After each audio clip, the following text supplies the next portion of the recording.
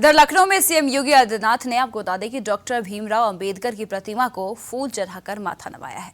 उन्होंने कहा कि बाबा साहब की प्रतिमाओं के साथ अराजकता छेड़छाड़ करते हैं और हम जल्द ही पूरे प्रदेश में जहां जहां प्रतिमाएं लगी हैं उनके लिए बाउंड्री वॉल बनवाएंगे। छत नहीं होगी तो छत डलवाएंगे। सीएम योगी ने कहा कि अनुसूचित जाति और जनजाति की बस्तियों को बेहतर कनेक्टिविटी से जोड़ने के लिए कार्य किए जा रहे हैं। हर युवा को प्राप्त हो सके, इसके लिए देश के अंदर जो कार्यक्रम अभियान प्रारंभ किए वो आज आप सबके सामने है।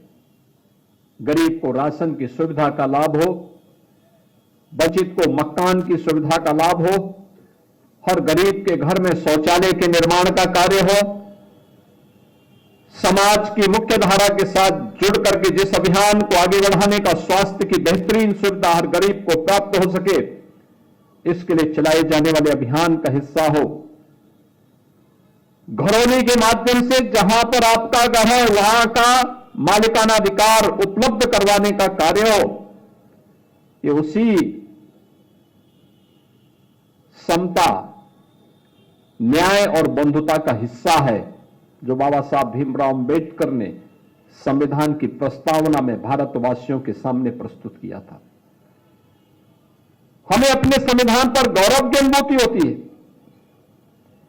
हमें बाबा साहब भीमराव अंबेडकर पर गौरव की अनुभूति होती है। और बाबा साहब भीमराव अंबेडकर ने उस समय भी हम सबको उन सभी खतरों के प्रति जागरूक किया था। याद करिए, उन्होंने उस समय एक बात कही थी, जब आप यहां पे पहले अभी असीम अरुण जी ने कहा, मैं उसमें आने के पहले एक बात जरूर कहना चाहूंगा। जब उस समय कांग्रेस के एक बड़े नेता ने, जिन्होंने 1923 में वंदे मातरम गाने से इनकार कर दिया था, कांग्रेस के अध्यक्ष के रूप में रहते हुए, और जब वह अंतिम समय उनका आया तो उन्होंने इच्छा व्यक्त की थी कि मेरी इच्छा है कि मैं यरूशलेम में मरूं।